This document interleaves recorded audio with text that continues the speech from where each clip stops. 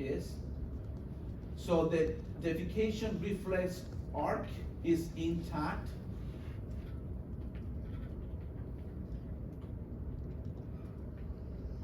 MS people, you will see this a lot with people with MS, like I said before. So the reflex arc, as it says right here, is located in the sacrospinal segments. That's where it's located, the reflex arc. Defecation reflex arc is located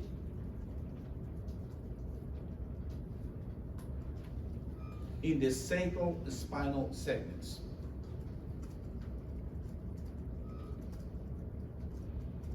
The bulbocavernosus reflex is visible and palpable. It contracts in the anal area of the sphincters. So far, with the uninhibited and reflexive, the bulbocavernosus is still good. That reflex is still there. But for the reflexive, you're going to have intermittent incontinence. Now we move into the incontinence. Most of the constipations are with the uninhibited. Now when we move to the reflexive, I don't see much constipation here. I see more of incontinence, except for the uninhibited, the stroke patients could have both, and the urgency. That's it, only for the stroke. But the rest of the patients on the reflexive, you're going to see intermittent incontinence. Questions? All right, it seems like a lot of information, but once you read it again, just put it together,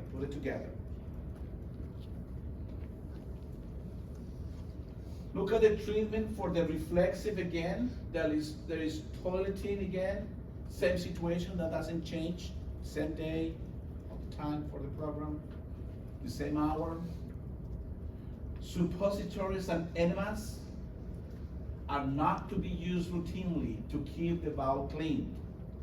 It may be used at the beginning, but that's it, then more natural. Digital stimulation, while appropriate, is important for spinal cord injuries,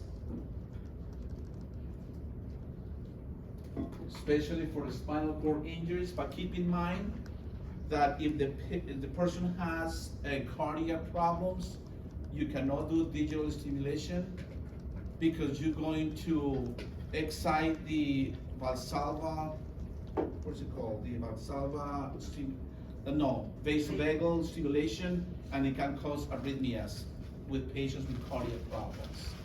So digital stimulation is appropriate, but not for the patients who have cardiac problems, because obviously you're going to avoid the vasovagal stimulation. That's what it is.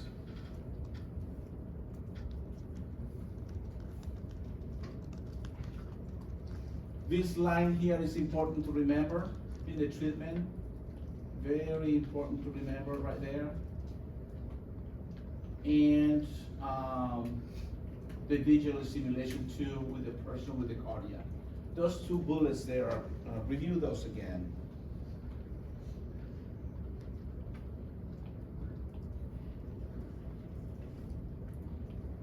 Now let's look at the reflexive bowel. Neurogenic bowel is the reflexive.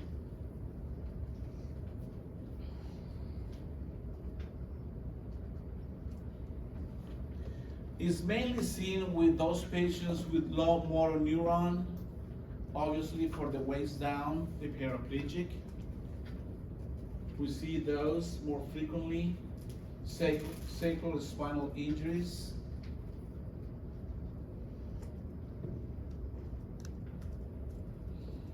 They don't have any awareness of urge at all. They don't feel anything.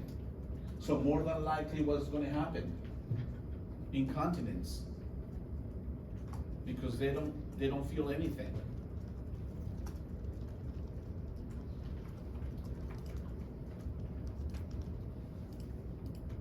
So those persons who are paraplegic are the most difficult to treat.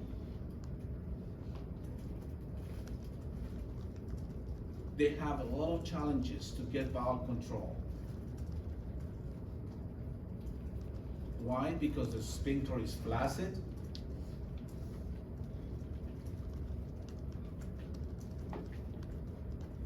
They don't have any urgency to go to the bathroom.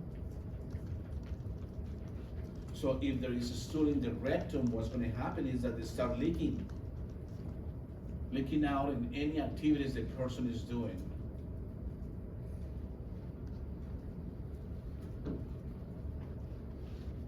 Now the vulvocavernosus reflex is absent there as well.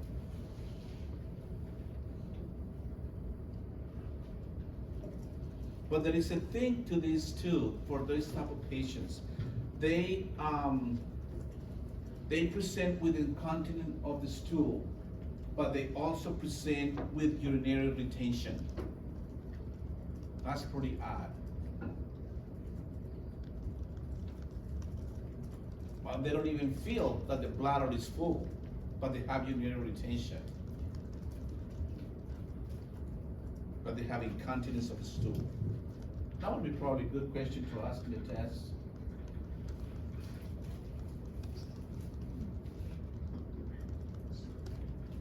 What is the treatment for the reflexic again?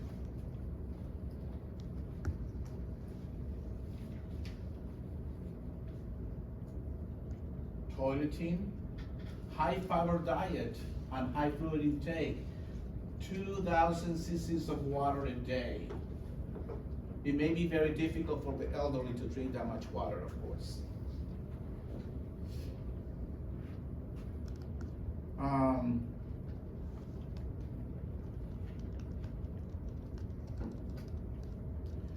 Because of all that water, we want to keep a kind of a firm consistency in the bowel movement for these type of patients. So that's what we recommend, the high fiber as well.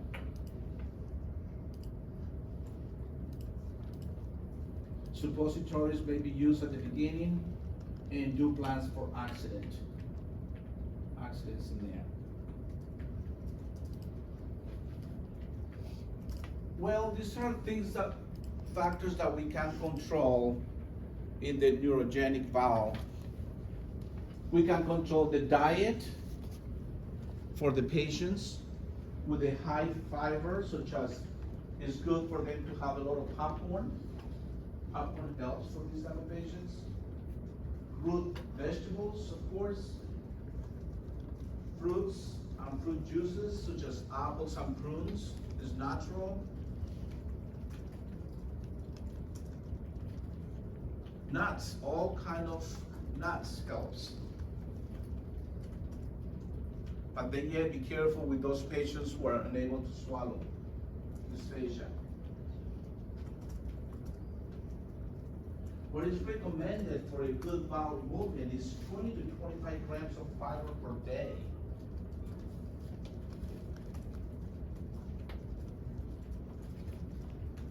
That's the latest recommendation. And if your book says something like 15 to 20, it's not. The latest evidence suggests it has to be about 25 to 35 grams of fiber. That's the latest evidence base. You just said 25 to 35, I'm sorry. Apologies. 25 to 35. I was thinking about the book. 25 to 35 is what is recommended. As far as fluids is concerned, increase to 2 liters per day if possible. But difficult for the elderly to drink all that, like I said.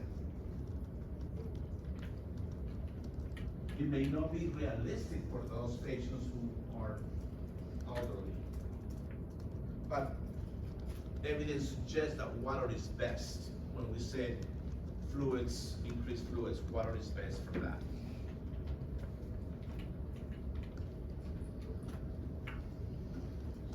Timing.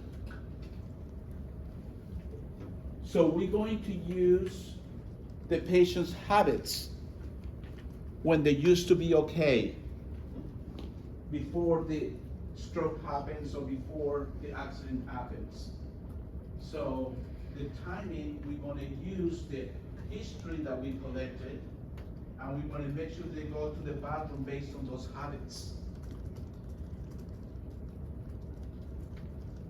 And if that doesn't work, then remember, try the first 5 to 15 minutes after breakfast to take him to the bathroom. Just to take advantage of the gastrocolic reflex, that's all.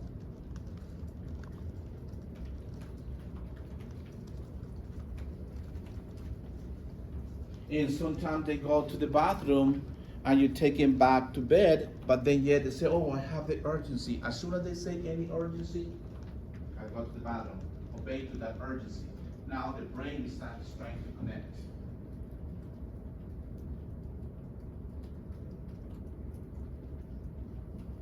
When it comes to activity, of course, increased activity, especially walking. Walking activities is good if they can, of course, because it stimulates bowel movement. Walking stimulates it.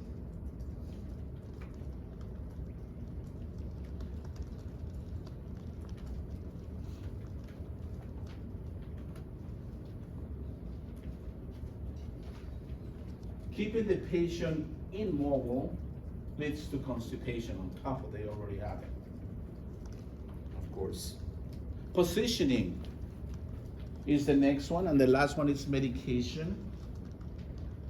So make sure that the patient is seated upright on the toilet, not leaning forward, but upright. Provide privacy, and please do not use bedpans. That's not going to help on a bowel program. Do not use bedpans. Medications. Medication, like I said, may be necessary for the first bowel movements.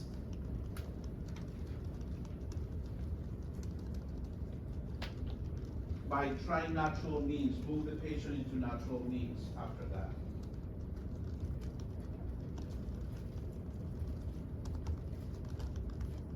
And for the patients who need, that they are so incontinent that is almost liquid, obviously they need to take medications that forms bulk, such as Metamucil. Metamucil helps to create bulk bowels. Keep in mind that all suppositories produce abdominal cramping. That is very important for you to know and to write down. All those suppositories that we use at the beginning is going to create abdominal cramping. And you must mention that to the patient, that abdominal cramping will occur.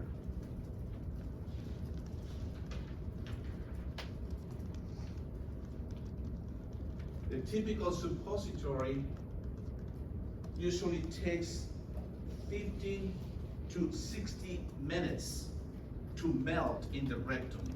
15 minutes to 60 minutes to an hour to melt in the rectum to produce results.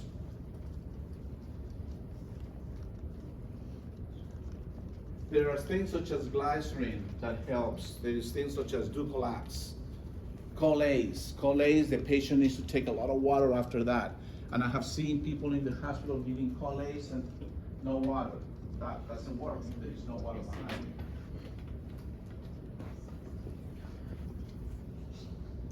Those are the rectal medications right there, which is the glycerin that I was talking about. The Dulcolax, the CO suppositories, the Theravac.